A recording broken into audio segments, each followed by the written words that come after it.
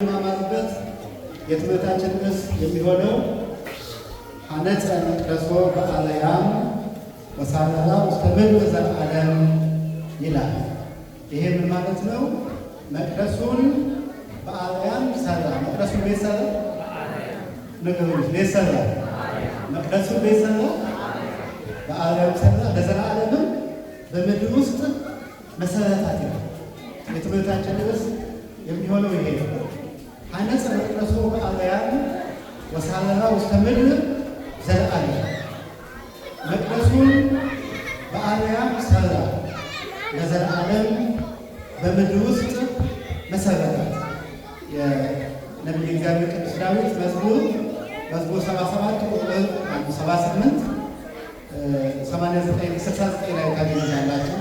ይህንን ቃል ቤታችሁ ገብታችሁ እንድትመለከቱት ቅድም በቅዳሴው መካከል የተዘመረው የመዝሙር ክፍል ነው። መዝሙር 77 ቁጥር 69 ነው።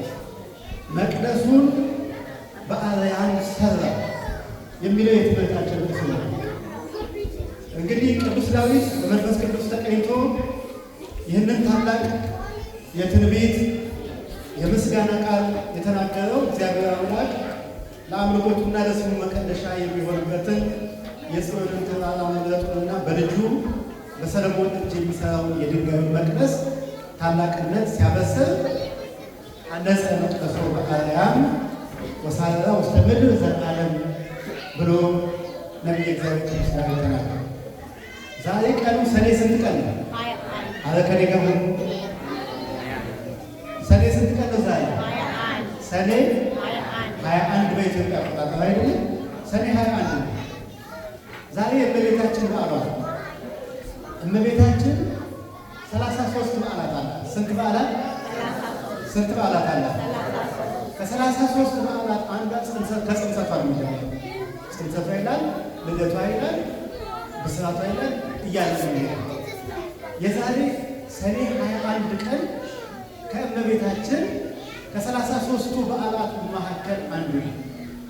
ታሪኩ የትምህርታችንን ርዕስ ያነሳንበት ምክንያት በሰኔ 20 ቀን በሐዲስ ኪዳን ልብ በሉ። በሰኔ 20 ቀን በሐዲስ ኪዳን ዘመን ለመጀመሪያ ጊዜ መድኃኒታችን ኢየሱስ ክርስቶስ እመቤታችን ቅድስት ድንግል ማርያም ባረገች በአራተኛው ዓመት እጠይቃችኋለሁ። በሰኔ 20 ቀን እመቤታችን ባረገች በስንተኛው ዓመት? በ4 ዓመት። እመቤታችን ያረገችው በስንት ዓመተ ምህረት? በ69 አይደል? ባረገች በአራተኛ ዓመቷ በ54 ዓመተ ምህረት ለፊልጵስዩስ ቂሳርያ በሶስት ድንጋዮች በስንት ድንጋዮች? በስንት ድንጋዮች? በሶስት ድንጋዮች። ሰኔ ስንት ቀን?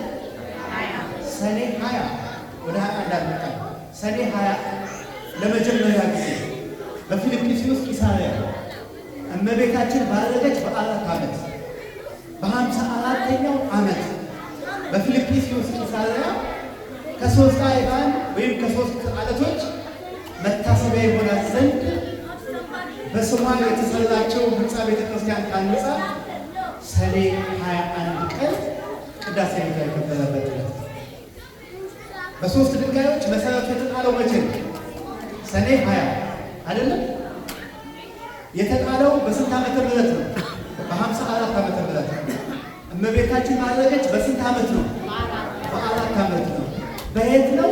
በፊልጵስዩስ ቂሳርያ። ሰኔ 20 መሰረቱ ጣለ። ሰኔ 21 ቀን በስሟ የታነጸችው ቤተክርስቲያን ቅዳሴ ቤቷ የከበረበት ዕለት። ቅዳሴ ቤቷ ምን ያለበት ዕለት ነው? የከበረበት ዕለት ነው። አንድ ነገር ልጠይቃችሁ።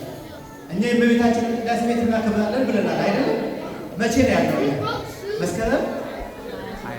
መስከረም 23 አይደለም ያለው?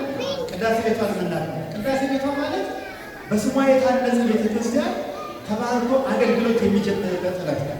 ይሄ እኛ ነው። የመጀመሪያውን የሰራው ግን መድኃኒታችን ኢየሱስ ክርስቶስ ልጇ ነው።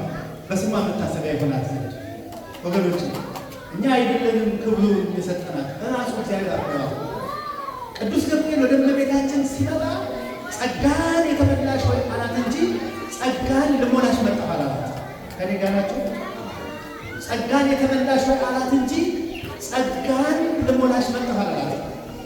አንቺ ከሴቶች መካከል የተባረክሽ ነሽ አላት እንጂ ከሴቶች መካከል ልባረክሽ መጣሁ አላት። ምዕድ ክብርት ነሽ አላት እንጂ ምዕድ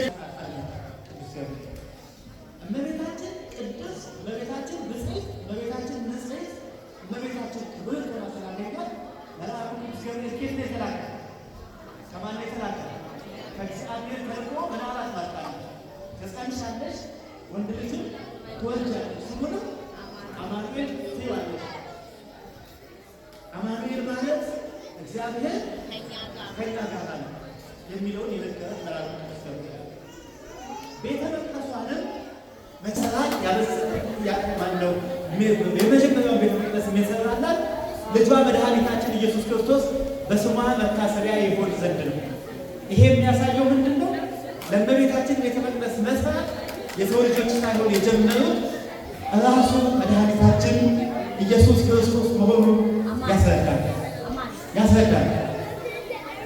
አለባካችሁ እዛ ውስጥ አላችሁ።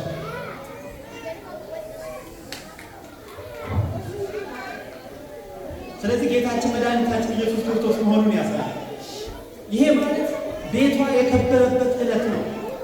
ቤቷ የከበረበት ዕለት ነው። ዕለቱም ከእመቤታችን ከ33ቱ በዓላት መካከል አንዱ ነው። ሊቁ ቅዱስ ያሬድ በመዝሙሩ ሲናገር እንደሰማችሁት ቅድም እህቶቻችን ሲዘምሩ ለዛቲ ቤት ሳራ አቀዲሙ፣ ለዛቲ ቤት አነጻ ወልድ፣ ለዛቲ ቤት ወፈጸማ መንፈስ ቅዱስ። ምእመናን ዛሬ የእመቤታችን ከ33ቱ በዓላት መካከል አንዱ በዓሏ ነው። የመጣችሁት እመቤታችን ስለሆነች ብቻ አይደለም። የበዓሉን ምንነት አውቃችሁ ለመሄድ እስከመጣችሁ ድረስ በአግባቡ አዳምጣችሁ ላይ ይቻላልባችሁ። ስለዚህ የበዓሉ በጠቅላላ ይዘቱ ምንድን ነው?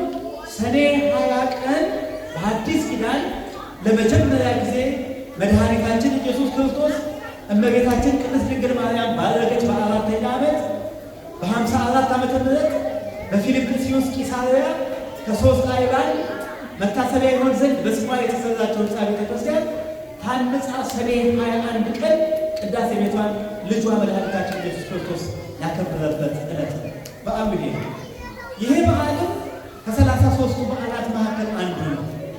ይሄ በዓልም ቤቷ የከበረበት ታላቅ ዕለት ነው። ቅድም እንዳልኳችሁ ታላቁ ሊቅ ቅዱስ ያሬድ በዝማሬው ላይ ሲናገር ምን ብሏል? ለዛቲ ቤት ሳራ አቀዲሙ፣ ለዛቲ ቤት አነጻ ወልድ፣ ለዛቲ ቤት ወፈጸማ መንፈስ ቅዱስ ይላል። ይሄ ስለ ሁለት ነገር ተነግሯል ወገኖች። ይሄ ስለ ሁለት ነገር ተነግሯል። ምንድነው እሱ? ይህችን ቤት አብ መሰረታት። ሁላችሁም በሉ አብ መሰረታት በሉ። ይህችን ቤት አብ መሰረታት። ይህችን ቤት ወልድ አነጻት። ይህችን ቤት መንፈስ ቅዱስ ፈጸማት። ቅድም የተዘመረው ነው። ይሄ ስለ ሁለት ነገር ነው ይህችን ቤት ያለው። አንደኛ በፊልጵስዩስ ቂሳርያ በ54 ዓመተ ምህረት ሰኔ 20 ቀን በ3 ድንጋዮች መሰረቱን ጥሎ በሰኔ 21 ቀን በአንድ ቀን ነው። ዛሬ ቤተክርስቲያን ለመስራት ስንት ዓመት ፈጀ? ኢትዮጵያ ውስጥ 20 ዓመት 30 ዓመት ፈጀ። እኛ ራሱ እዚህ 10 ምናምን ዓመት ፈጅቶብናል። የጌታ ግን ቤቷን ሲሰራላት በ3 ድንጋዮች በሰኔ 20 ቀን መሰረቱ ተጥሎ በሰኔ 21 ቀን የቤተ ክርስቲያን ሊቃውንት ሲናገሩ ድንጋዮቹ እንደ ሰም እየቀለጡ ይሳቡ ነበር የሚለው። ስለዚህ የመጀመሪያው ቅዱስ ያሬድ የተናገረው ይህችን ቤት አብ መሰረታት፣ ይህችን ቤት ወልድ አጸናት፣ ይህችን ቤት መንፈስ ቅዱስ ፈጸማት ብሎ ሲናገር ለአምልኮ ትሆን ዘንድ በፊልጵስዩስ ቂሳርያ የተሰራቸውን ያችን ቤተ መቅደስ ሲናገር፣ ሁለተኛ ይህችን ቤት አብ መሰረታት ያለው እመቤታችን ነው። ማንን ነው? ስሟን ጥራ። ማንን ነው? እመቤታችን ነው። እመቤታችንን ነው። ይህችን ቤት አብ መሰረታት። እመቤታችን ቤት ትባላለች አይደል? ለዛውም የማቤት የእግዚአብሔር ቤት አይደል? ለዛውም የማቤት የመንፈስ ቅዱስ ቤት፣ የመንፈስ ቅዱስ ማደሪያ። ስለዚህ ምን አለ? ይህችን ቤት አብ አነጻት። በቃ አብ አነጻት። የሰው ልጅ ያነጻው ማለት ነው። የሰው ልጅ ያነጻው ማለት ነው እግዚአብሔር አይደለም። ሰውን በመልካችን ለምሳሌያችን ምን እናደርጋለን? እንፍጠር። ያ ማለት የማውጤት ነው ማለት ነው። የማዕደ ጥበብ ውጤት ነው። የማዕደ ጥበብ ውጤት ነው። የእግዚአብሔር አይደለም። ሰው በእግዚአብሔር መልክ በእግዚአብሔር አርአያ ከተፈጠረ ሰው ማንን ይመስላል? ማንን ይመስላል? እግዚአብሔር ማንን ይመስላል? ሰውን ይመስላል። በምን አማካኝነት? በለበሰው ሥጋ አማካኝነት። ስለዚህ ቅዱስ ያሬድ ሲናገር ይህችን ቤት አብ መሰረታት ሲል እመቤታችንን ነው መሰረታት ማለት ከዳዊት ዘር የምትገኝ የዳዊትን ዘር የባረከው ማለት እግዚአብሔር። እመቤታችን የአዳም ዘር እኮ ናት አይደል? ቀዳማዊው አዳም በደል ሰራ፣ ሞተ። ዳግማዊው አዳም ኢየሱስ ክርስቶስ ከድንግል ማርያም የተገኘው ግን ሥጋ ማርያምን ለብሶ ሥጋውን በልተን ደግሞ ሕይወት አገኘ። ቀዳማዊት ሔዋን ዕፀ በለስን በልታ ሞተች። ዳግማዊት ሔዋን እመቤታችን ቅድስት ድንግል ማርያም ደግሞ ዕፀ ሕይወት ክርስቶስን አምጥታ ያንን ዕፀ ሕይወት በልተን ጠጥተን ሕይወት አገኘ። ስለዚህ ይህችን ቤት አብ አነጻት፣ መንፈስ ቅዱስ እመቤታችንን አነጻት፣ ወልድ አጸናት። እመቤታችንን ወልድ ያጸናት ለምንድን ነው ስንል ለኩነተ ሥጋ ነው፣ ለተዋህዶ ነው። በቃ የአዳም የወርስ ኃጢአት እንዳይበቃት ይህችን ቤት አብ አነጻት፣ ወልድ አጸናት ማለት አቀባ ከሰማ ይላል ሊቃውንት ሲናገሩ። የአዳም የወርስ ኃጢአት የወርስ በደል ያልነቃው ትውልድ የለም፣ ያልነቃው ትውልድ የለም። ስለዚህ ሁሉንም ጎብኝቷቸዋል። እመቤታችን ቅድስት ድንግል ማርያምን ግን አልነካትም። ክብር ምስጋና ይግባት እመቤታችን። አመስግኗት እመቤታችን። ስለዚህ የቺን ቤት አብ አነጻት፣ እቺን ቤት አብ አነጻት፣ መሰረታት። የቺን ቤት ወልድ አነጻት፣ ይቺን ቤት ደግሞ መንፈስ ቅዱስ ፈጸማት ማለት ለኩነተ ሥጋ ለተዋህዶ መንፈስ ቅዱስ እመቤታችንን ጠበቃት ነው፣ አጸናት ነው። የመጀመሪያው ያቺ በፊልጵስዩስ ቂሳርያ ያለችዋን ቤተ መቅደስ ነው። ሁለተኛው ደግሞ እመቤታችንን ነው። ሶስተኛው ደግሞ የሰው ልጆችን ሁሉ ነው። ማንም ሁሉ ነው። ማንም ሁሉ ነው። የሰው ልጆችን ሁሉ ነው። ስለዚህ ሕንፃ ቤተ ክርስቲያኑን መድኃኔዓለም ኢየሱስ ክርስቶስ በ3 ድንጋዮች ሰኔ 20 ቀን መሰረቱን ጥሎ ሰኔ 21 ቀን በፊልጵስዩስ ቂሳርያ እመቤታችን ባረከች። በ4ኛው ዓመት በ54 ዓመተ ምህረት የመጀመሪያው መሰረቱ የተጣለበት ዕለት ነው። ሕንፃ ቤተ ክርስቲያን በብሉይ ኪዳን የመጀመሪያዋ ቤተ ክርስቲያን ደብተራ ወይም ድንኳን ነበረች። ምንድን ነበረች? በብሉይ ኪዳን ቤተ መቅደስ አይባልም። ምንድን ነው የሚባለው? ደብተራ ድንኳን ነው የምትባለው። ከዚያም ቤተ መቅደስ በዘሩባቤል በ46 ዓመተ ምህረት ነው የታነጸው። በስንት ዓመተ ምህረት? አሁን ስንት ዓመተ ምህረት ነው ያለን?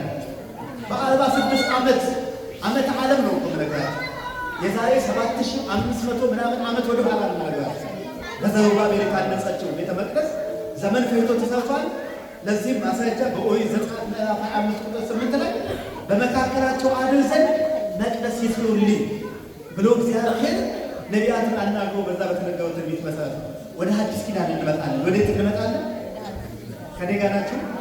ወደ ሐዲስ ኪዳን ስንመጣ በሐዲስ ኪዳን ሰኔ 20 ቀን ጌታችን ከ3 ድንጋዮች ቤተ መቅደስ አንጾ ሰኔ 21 ቅዳሴ ቤቱ የከበረበት ዕለት ነው። በ54 ዓመተ ምህረት ለዚህ ቅድም የተነበበው የማቴዎስ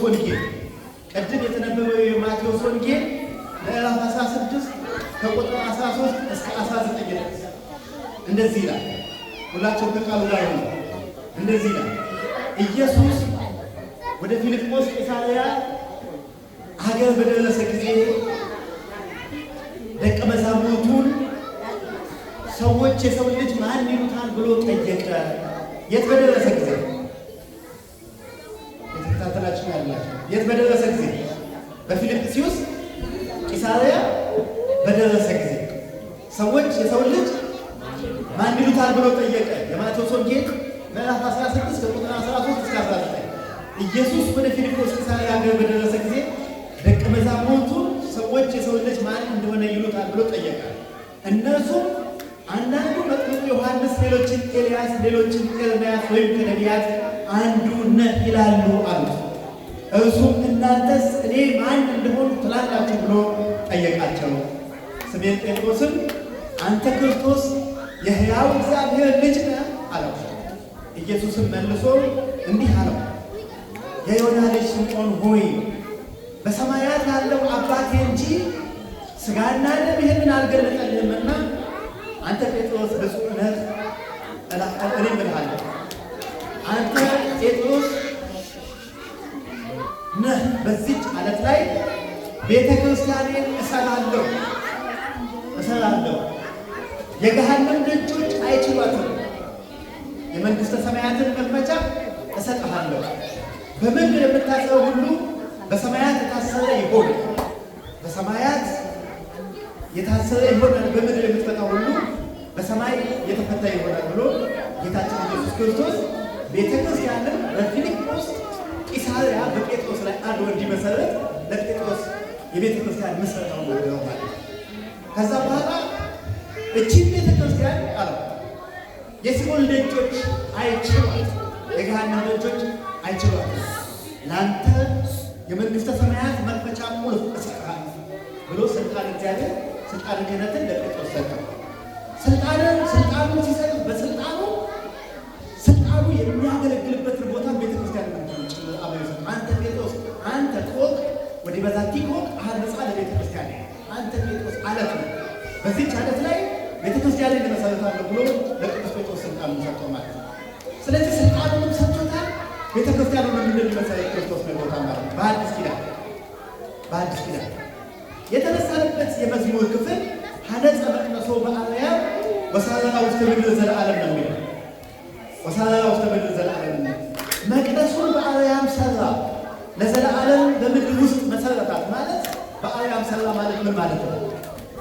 አዳምጠኛ ጊዜ በአርያም ሰራ ማለት መቅደሱ በምድር ላይ በሰለሞን እጅ የሚሰራ የቁስ ሕንፃ ቢሆንም ንድፈ ሐሳቡ አምሳሉ መለኮታዊ ፍቃዱ ግን ከሰማያዊውና ከፍ ካለው የእግዚአብሔር ጥበብ ከሰማያ ሰማያት ወይም ከአርያም የመነጨ መሆኑን ለማሳየት ሀነጸ መቅደሶ በአርያም ወሳረራ ውስተ ምድር ዘለዓለም ብሎ ጌታችን ኢየሱስ ክርስቶስ ተናግሯል። ስለዚህ በአርያም ሰራ ማለት ነው። አሁን በአርያም ነው የተሰራው። በአርያም ቤት በላይ አይደለም፣ ቤት በላይ አይደለም፣ በላይ በአርያም አይደለም። አሁን ወሳረራ ውስተ ምድር ዘለዓለም ነው የሚለው ደግሞ እየወረደ ሲመጣ ወሳረራ ውስተ ምድር ዘለዓለም ነው። ይሄ ማለት ምንድን ነው? በምድር ደግሞ ለዘለዓለም መሰረታት ነው። በምድር ቤተክርስቲያን ምን አደረገ? ለዘለዓለም በውስጥ በምድር ለዘለዓለም መሰረታት። ቤተክርስቲያን በምድር ለዘለዓለም የተመሰረተች የእግዚአብሔር መንግስት ናት። ይህችን ቤት የሲኦል ደጆች ሊያጠፏትና ሊያናውጧት አይችሉም። የማቴዎስ ወንጌል ምዕራፍ 16 ከቁጥር 13 እስከ 19 ዛሬ እሳቱ ሲወረወርባት ስለቱ ሲወረወርባት ያልነደደችው ያልጠፋችው ትናንት በጨለማው ዘመን በነ ግራኝ በነ ሄሮድስ በአላውያን ነገሥታት በነ ትራጃን በነ ናቡከደነፆር ዛሬም ባሉት ሁሉ እሳት ሲለኮስባት ሰይፍ ሲወረወርባት ስለት ሲወረወርባት ያልጠፋችው ይቺ ቤት በሰማይ በአርያም ስለተመሰረተች በምድር ደግሞ እግዚአብሔር ስላጸናት ክብር ምስጋና ይሁን አምላካችን ለእግዚአብሔር። እግዚአብሔር በምድር ስላጸናት አንተ ኮ ሊበዛቲ ኮ ከሀነጻ ለቤተ ክርስቲያን ብሏልና።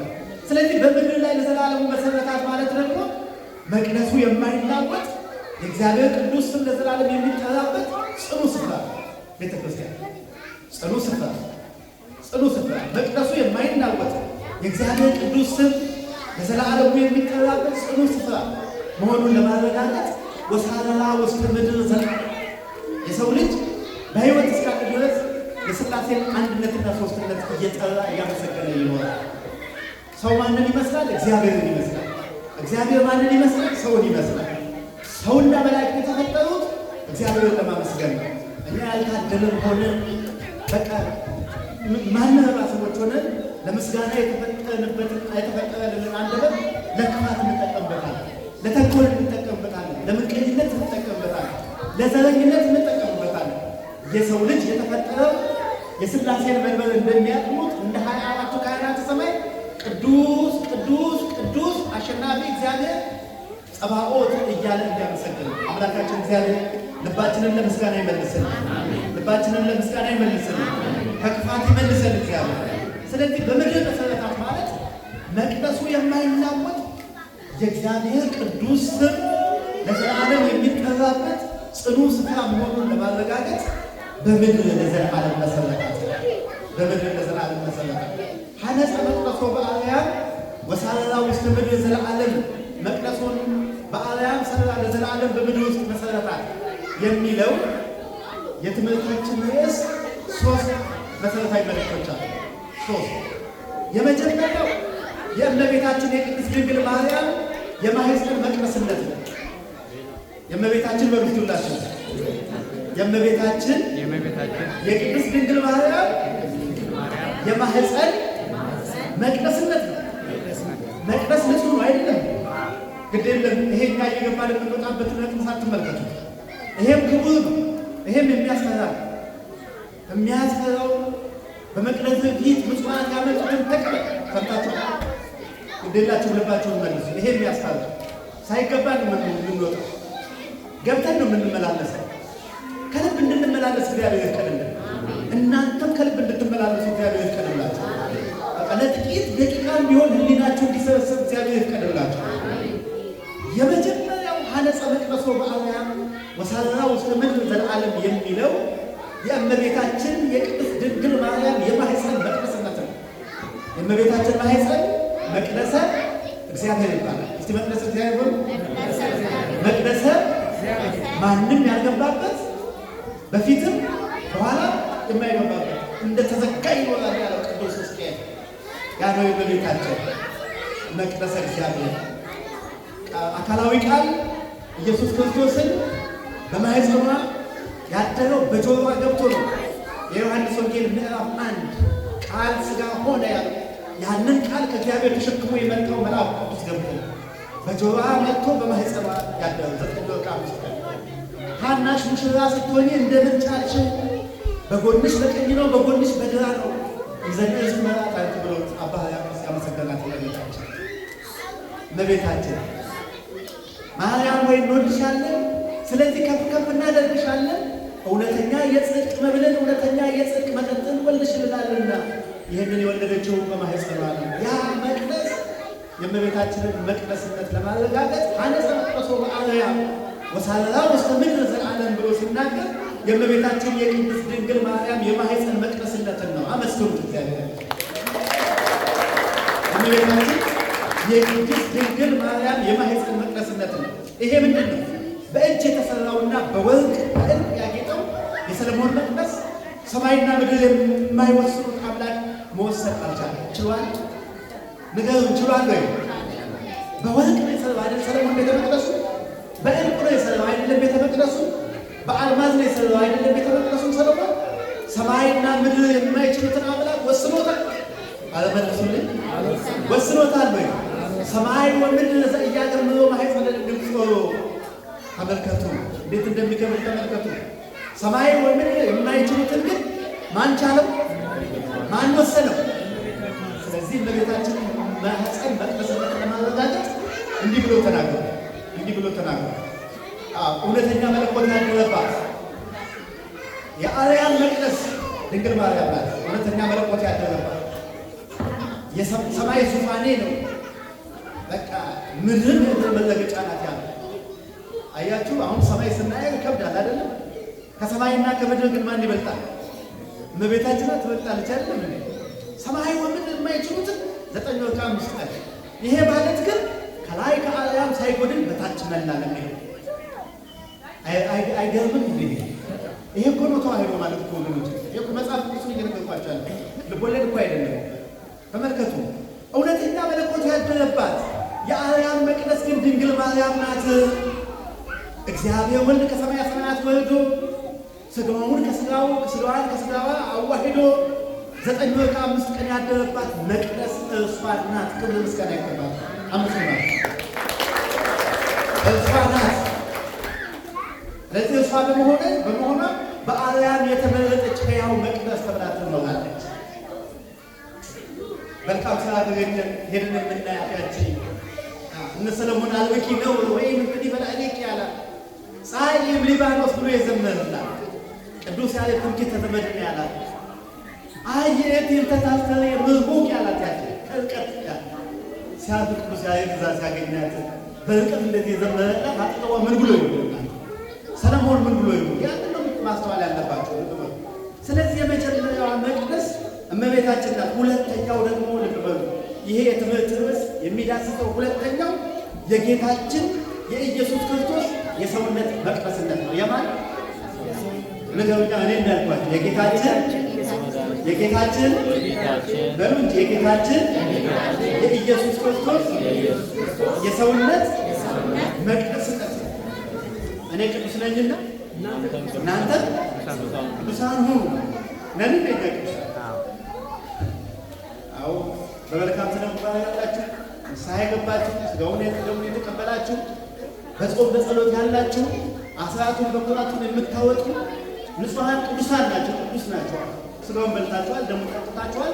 መተላለፍ የለባችሁ። ሥጋውን ያልበላችሁ ደሙን ያልጠጣችሁ በኃጢአት የምትመላለሱ ያለ ንስሐ የምትወጡ የምትገቡ ግን ወደ ቤቱ እንድትመጡ ጥሪ ነው እናስተላልፋላችሁ።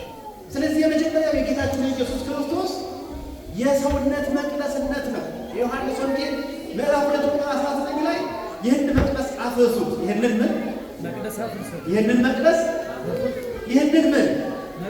መቅደስ አፍርሱት፣ በሦስተኛው ቀን አስነሳዋለሁ። መቅደስ ያለው ሕንፃውን አይደለም፣ ይህንን እያለ ራሱን ያሳያቸው።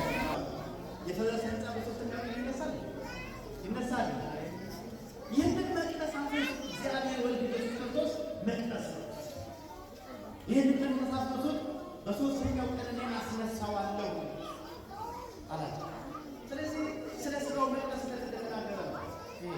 በአርያም የነበረው መለኮት በምድር ላይ ፍጹም ሰው ሆኖ የተገለጠበት መለኮታዊ አካሉ ነው። አነጸ መቅደሶ በአርያም ይባላል። አነጸ መቅደሶ በአርያም የሚለው ቃል መለኮትና ትስብእት የተዋሃዱበት ክቡር ሥጋውና ደሙ የተዋሃደበት። ስለዚህ አነጸ መቅደሶ በአርያም ወሳራ ውስጥ ምድር ተላለም ብሎ ሲናገር አንደኛ ስለ እመቤታችን ስለ ቅድስት ድንግል ማርያም መቅደስነት ነው። ሁለተኛው ደግሞ ስለ ጌታችን ስለ ኢየሱስ ክርስቶስ የሰውነት መቅደስነት ነው። ሶስተኛው ግን ስለ ቅድስት ቤተ ክርስቲያን መመስረት ነው። ስለምን ስለ ቅድስት በስነስርዓት ነው። ስለ ቅድስት ቤተ ክርስቲያን መመስረት ነው። አሁን እቺ ስለምንገለገልባት ቤተ ክርስቲያን ማለት ነው። በቃ ሥጋውን ስለምንበላባት ማለት ነው። ደግሞ ስለምንጠጣባት ማለት ነው። መመስረት ነው። ቤተ ክርስቲያን የክርስቶስ ክቡር ሥጋና ደም የሚፈተትባት፣ ምእመናን ከእግዚአብሔር ጋር የሚገናኙባት፣ መስዋዕት እግዚአብሔር የሚለወጥባት፣ በቃ ያዘኑ የሚጽናኑባት፣ ያለቀሱባቸው የሚተጉበት፣ ያዘኑ የተከዙ የሚደሰቱበት፣ የሚስቁበት ቤተ እግዚአብሔር። ስለዚህ ምእመናን ከእግዚአብሔር ጋር የሚገናኙበት ሰማያዊ ስፍራ በመሆኗ በምድር ላይ ብትታይም መሰረቷና መዋቅሯ ግን ሰማያዊና አርያማዊ። እስቲ በሉት ሰማያዊና አርያማዊ ስሪቷ ማለት ነው። ስሪቷ ማንን ይመስላል? አነጸ መቅደሶ በአርያም ወሳረራ ውስተ ምድር ዘለዓለም።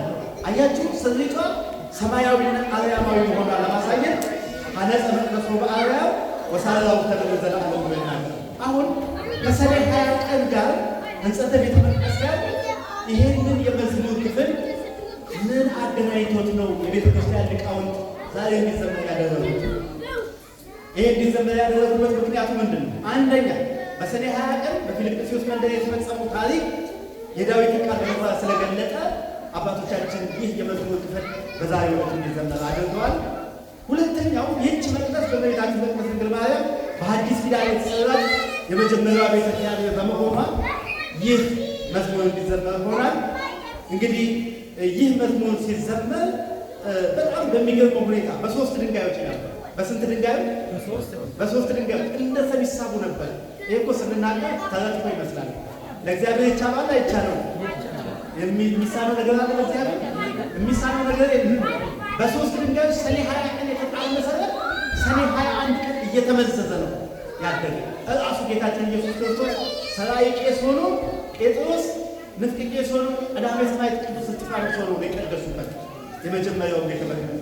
ስለዚህ ያንን ሲናገር ሊቁ ቅዱስ አባ ጊዮርጊስ ዘጋስጫ ሲናገር በሰላስ አይባል ገጸ ሥላሴሁ ለአምሮ ሐኒጸ ቤትኪ ድንግል ለፈጸመ ሳልሮ አመ ወረደ ለበዓል ምስሌኪ በአማህብሮ እንዘ ይብላ ቃለ ዘምሮ ልዑል ቀደሰ ማሄደሮ ደናግል ለጽጌኪ ዘበጣ ከበሮ ይላል። ይሄ ምን ማለት ነው? ድንግል በአካል ሶስት መሆኑን ለመግለጽ በሶስት ድንጋይ ሥላሴ በአካል ስንት ነው? እነዚህ ሶስቱ አለቶች ይባላሉ። የማይነቃነቁ መሰረቶች ማለት መሰረቶች በሶስት ድንጋዮች አምሳል ማለት በአብ በወልድ በመንፈስ ቅዱስ ስም ማለት በሶስት ምሳሌነቱን እነግራቸዋለሁ። ስለዚህ ለመግለጽ በሶስት ድንጋዮች ቤትሽን መስራቱን ከፈጸመ በኋላ ከአንቺ ጋር ለበዓል በተገለጸ ጊዜ ልዑል ማደሪያውን ቀደሰ። ልዑል ማደሪያውን ቀደሰ።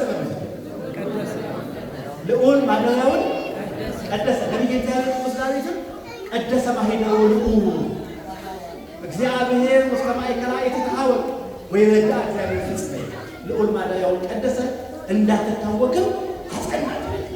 ስለዚህ ቤትሽን መስራትን ከፈጸመ በኋላ ከአንቺ ጋር ለበዓል በተገለጸ ጊዜ ልዑል ማደሪያውን ቀደሰ እያሉ ልጅሽን ለማመስገን ደናግል በከበሮ ምስጋና አቀረቡ ብሎ የቤተ ክርስቲያን ታላቁ ሊቅ አባ ጽጌ ድንግል ይናገራል።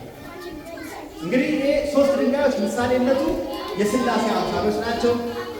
ከታች አቀማመጣቸው ሶስት፣ ከላይ ደግሞ ህንጻቸው አንድ መሆኑ የአንድነታቸውና የሶስትነታቸው ምሳሌ ነው። ከኔ ጋር ናቸው። ሶስት ድንጋዮች መሰረቶች የሚለው እነዚህ ከታች ሰጣቸው። እነዚህ ድንጋዮች ሶስት ናቸው ይቆጠራሉ። ከላይ ግን ወጥቶ ቤተክርስቲያኑ አንድ ይሆናል። መስቀል አለ።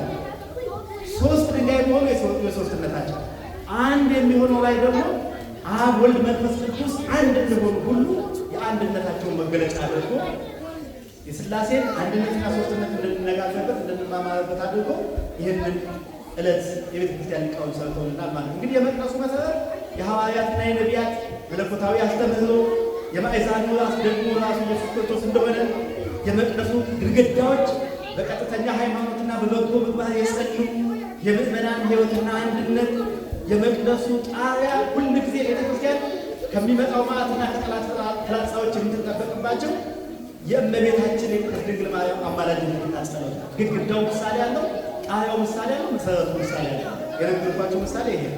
ስለዚህ ቤተ ክርስቲያን የሚለው ቃል ስለ ሶስት ነገር ይነገራል።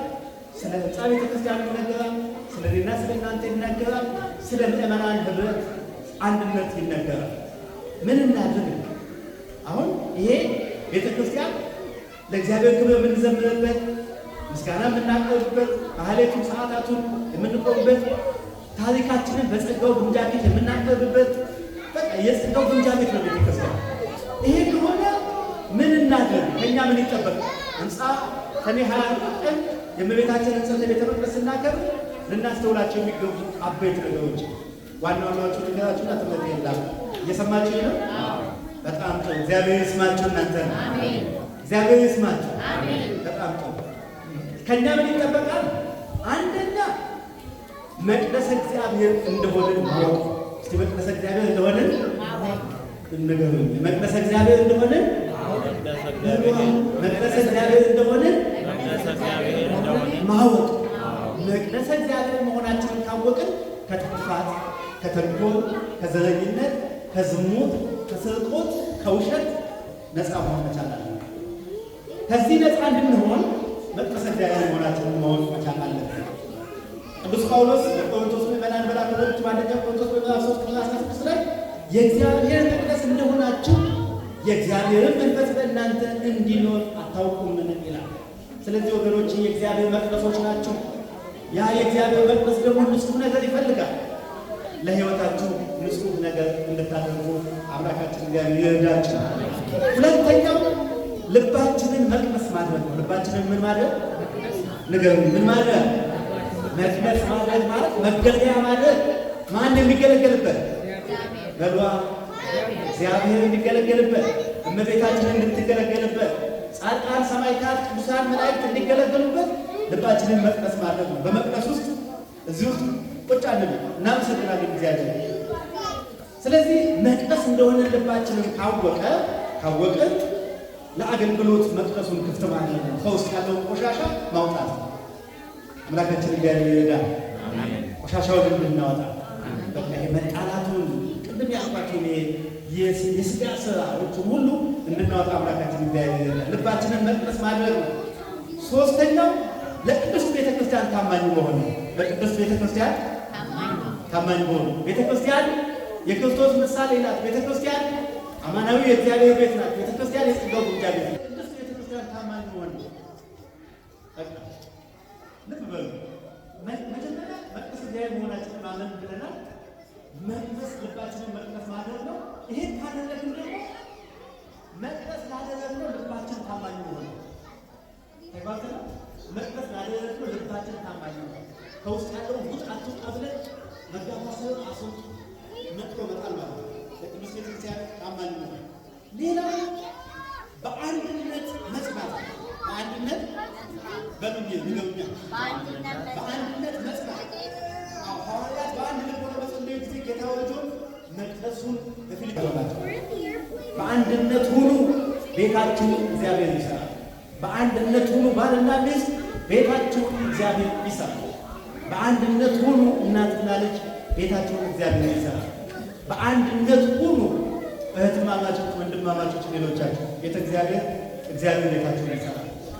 በፊልጵስዩስ ኢጣሊያ ሐዋርያት በአንድ ልብ ባሉበት ነው በ4ኛው ዓመት ባደረገች በ54ኛው ዓመት ጌታችን ኢየሱስ ክርስቶስ በሶስት ድንጋዮች ሰኔ 20 ጀምሮ ሰኔ 21 ቀን ቤቱ ተፈጸመ።